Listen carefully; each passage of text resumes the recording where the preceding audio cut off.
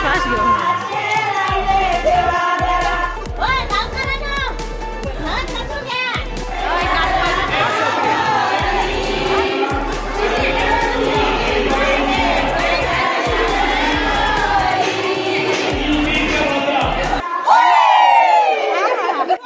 गोंयांत धालो ह्या लोकनाचाक खूब व्हडलें दायज आनी म्हत्व आसा.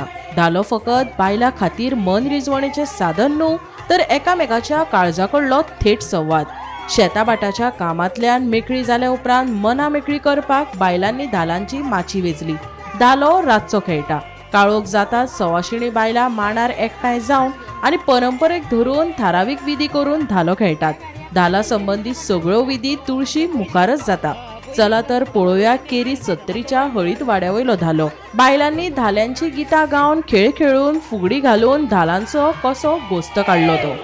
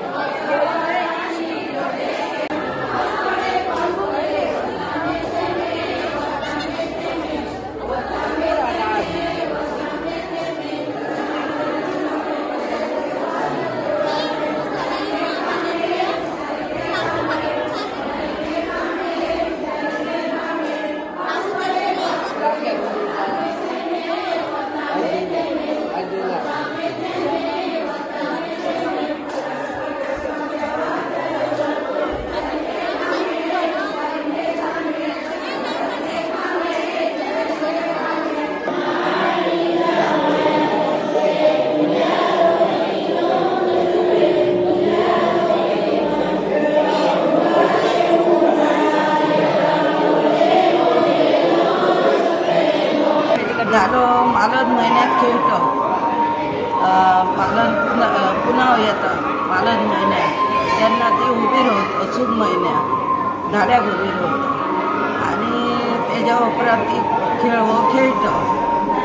धालो घालतात, फुगडी घालतात, रंगमाला करतात, कुवाळो करतात, घार करतात, झाडी करतात, सावात करतात. इतके खेळ ते खेळतात आम्ही बायला सगळे आपलं काम धंदो करून सगळं खेळ असं खेळतो. मागीर कित्याक धालो खेळपा फाटलें कारण कितें?